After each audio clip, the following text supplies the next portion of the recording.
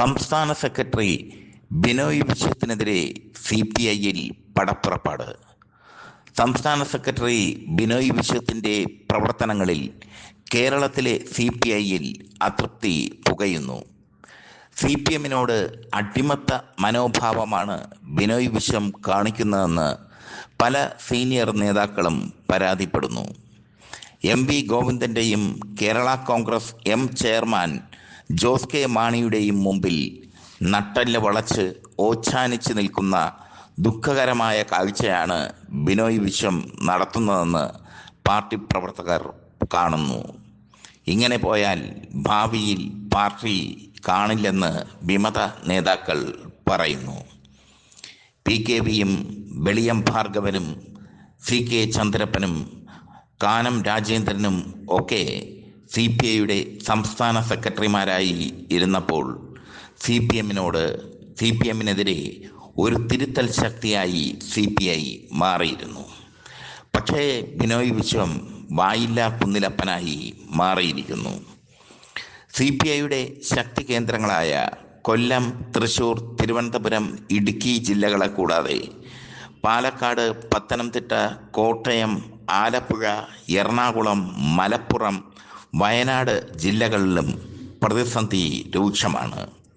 വിമതരിൽ മന്ത്രിമാരും മുൻ മന്ത്രിമാരും മുൻ MLA-മാരും ഒക്കെയുണ്ട്. ഇതിൽ പല ജില്ലകളിലെയും നേതാക്കൾ പല തട്ടിലാണ്. ഒരു വിഭാഗം CPI നേതാക്കൾ RSPയിൽ ലയിക്കാൻ തീരുമാനം എടുത്തിട്ടുണ്ട്. കൊല്ലം ജില്ലയിലെ കുന്നത്തൂർ, ചവറ, ഇരവിപുരം, കുണ്ടറ, ചാത്തന്നൂർ, കടയ്ക്കൽ, അഞ്ചൽ, പുനലൂർ ഭാഗങ്ങളിലുള്ള നേതാക്കളും പ്രവർത്തകരും RSPയിൽ ലയിക്കാനാണ് ശ്രമിക്കുന്നത്. മറ്റൊരു വിഭാഗം ദേവരാജൻ നേതൃത്വം നൽകുന്ന ഫോർവേഡ് ബ്ലോക്കിൽ ചേർന്ന് പ്രവർത്തിക്കാൻ തീരുമാനം എടുത്തു കഴിഞ്ഞു. ഇനി മറ്റൊരു വിഭാഗം PJ ജോസഫ് നേതൃത്വം നൽകുന്ന കേരള കോൺഗ്രസുമായി ചേർന്ന് പ്രവർത്തിക്കാനും തീരുമാനിച്ചിട്ടുണ്ട്. തൃശ്ശൂരിലെ CPI വിമതരിൽ ചിലർ RSPയിൽ ചേരാൻ ശ്രമിക്കുമ്പോൾ മറ്റൊരു വിഭാഗം കോൺഗ്രസിൽ ചേരാൻ തീരുമാനിച്ചിട്ടുണ്ട്. കോൺഗ്രസ് ദുർബലമായ, കോൺഗ്രസിന് ശക്തിയില്ലാത്ത കയ്പമംഗലം, നാട്ടിക, മണലൂർ, പുതുക്കാട് മണ്ഡലങ്ങളിൽ CPI വിമതരുടെ കോൺഗ്രസിലേക്കുള്ള ഒഴുക്ക് കോൺഗ്രസിനെ ശക്തിപ്പെടുത്തും എന്നുള്ളത് ഉറപ്പാണ്. മുതിർന്ന കോൺഗ്രസ് നേതാക്കൾ ഇത് KPCC അധ്യക്ഷൻ സണ്ണി ജോസഫിനെ അറിയിച്ചിട്ടുണ്ട്. തിരുവനന്തപുരം ജില്ലയിലെ വിമതർ RSP കോൺഗ്രസ് നേതാക്കളുമായി ചർച്ച നടത്തി വരികയാണ്. മലപ്പുറം ജില്ലയിലെ വിമതർ മുസ്ലിം ലീഗിലേക്ക് നീങ്ങുകയാണ്. നിലമ്പൂർ ഉപതെരഞ്ഞെടുപ്പ് കഴിഞ്ഞപ്പോൾ നിലമ്പൂരിലെ പ്രമുഖ നേതാവ് CPI വിട്ട് മുസ്ലിം ലീഗിൽ ചേർന്നത് ശ്രദ്ധേയം. പത്തനംതിട്ട, ഇടുക്കി, എറണാകുളം, പാലക്കാട്, വയനാട് ജില്ലകളിലെ CPI വിമതർ RSPയിലും കോൺഗ്രസിലും കേരള കോൺഗ്രസിലും ഫോർവേഡ് ബ്ലോക്കിലും ചേരാൻ തയ്യാറെടുക്കുകയാണ്. പത്തനംതിട്ടയിൽ CPI നേതാക്കളായ അബ്ദുൾ ഷുക്കൂറും MS പ്രകാശും കോൺഗ്രസിൽ ചേർന്നിരുന്നു. അവർ കോൺഗ്രസിൽ ചേർന്നത് CPIക്ക് വലിയ ക്ഷീണമായി മാറുകയും ചെയ്തു. ഇവർ മുഖേന മറ്റ് CPI വിമതരും കോൺഗ്രസ് ജില്ലാ നേതൃത്വവുമായി ചർച്ച നടത്തി വരുന്നു. വിമതർക്ക് തദ്ദേശ സ്വയംഭരണ തെരഞ്ഞെടുപ്പിൽ മാന്യമായ പരിഗണന കിട്ടിയാൽ ഇവർ കോൺഗ്രസിൽ ചേരും എന്നുള്ളത് ഉറപ്പായിരിക്കുന്നു. ബിനോയ് വിശ്വം മികച്ച സംഘാടകനല്ല, ബുദ്ധിജീവിയാണ്, പത്രാധിപരാണ്. അതിനപ്പുറം CPIയുടെ സംസ്ഥാന സെക്രട്ടറിയാകാൻ ഒരു യോഗ്യതയും ബിനോയ് വിശ്വത്തിനില്ല. CPM എടുക്കുന്ന നിലപാടുകൾക്ക് ഏറാൻ മൂളുകയാണ് ബിനോയ് വിശ്വം ഇപ്പോൾ ചെയ്യുന്നത്.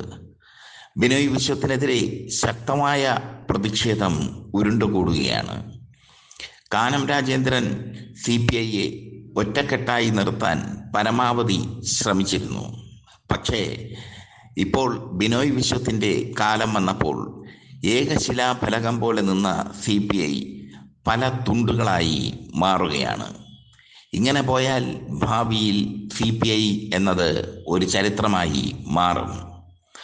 RSPയിലേക്ക് CPI നേതാക്കൾ ചേരുകയാണെങ്കിൽ ചേരുന്ന സന്ദർഭത്തിൽ RSPക്ക് പുതിയ ഊർജം ലഭിക്കുകയും ചെയ്യും.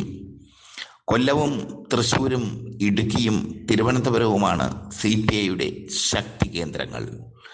ഇവിടെയൊക്കെ പ്രവർത്തകർ CPI വിട്ടുപോയാൽ അത് വലിയ തിരിച്ചടി തന്നെ ഉണ്ടാക്കും CPIക്ക്.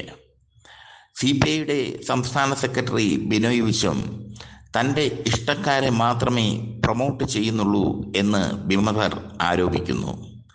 മാത്രമല്ല, CPMനോട് എതിർക്കേണ്ട സന്ദർഭങ്ങളിൽ എതിർക്കാതെ സ്വന്തം കാര്യം നോക്കി ബിനോയ് വിശ്വം നിൽക്കുകയാണ്.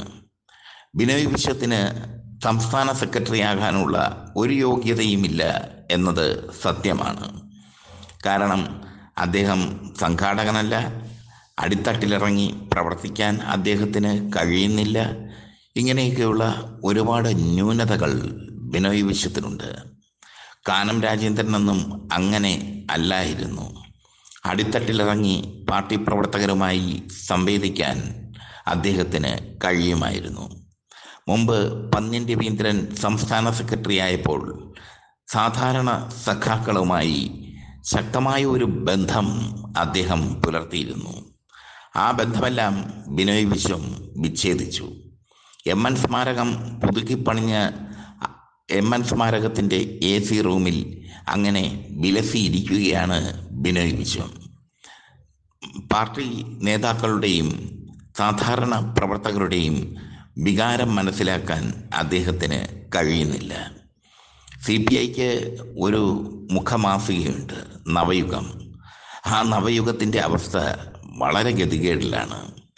ജനയുഗം പത്രാധിപരായിരുന്ന ബിനോയ് വിശ്വം അതിൽ ബ്രാഞ്ച് സെക്രട്ടറിക്ക് ഒരു കത്ത് എന്നൊരു പങ്ക്തി ചെയ്യുന്നുണ്ട്. വർഷങ്ങളായി നവയുഗത്തിലുള്ള പങ്ക്തിയാണ്. ആ പങ്ക്തിയിൽ പോലും കടിച്ചാൽ പൊട്ടാത്ത വാക്കുകളാണ് ബിനോയ് വിശ്വം പ്രയോഗിക്കുന്നത്. എല്ലാം സൈദ്ധാന്തിക തലത്തിൽ കണ്ട് ഒരു ബുദ്ധിജീവി ചമഞ്ഞ് അങ്ങനെ ഇരിക്കുകയാണ് ബിനോയ് വിശ്വം. എന്തായാലും CPIയുടെ തകർച്ച തുടങ്ങിക്കഴിഞ്ഞു. കോൺഗ്രസ് CPIയെ ഔദ്യോഗികമായി തന്നെ ക്ഷണിച്ചതും ശ്രദ്ധേയം. Congress convener, UDF convener Adoor പ്രകാശാണ് CPIയെ ക്ഷണിച്ചത്. CPMനോടൊപ്പം നിന്ന് നാണം കെടേണ്ട കാര്യം CPIക്ക് ഇല്ലെന്നും കോൺഗ്രസ് CPIക്ക് മുമ്പിൽ വാതിൽ തുറന്നിട്ടിരിക്കുകയാണെന്നും അടൂർ പ്രകാശ് പറഞ്ഞു. ഒരു മുഴം മുമ്പെയാണ് അടൂർ പ്രകാശ് എറിഞ്ഞിരിക്കുന്നത്. എന്തായാലും ഇപ്പോൾ ജോസ് കെ മാണിക്കും പിണറായി വിജയനും മുമ്പിൽ നട്ടല് വളച്ചു നിൽക്കേണ്ട ഗതികേടിലാണ് CPI. ഒരു കാലത്ത് ഇടതുപക്ഷത്തിൻ്റെ തിരുത്തൽ ശക്തിയായിരുന്നു CPI.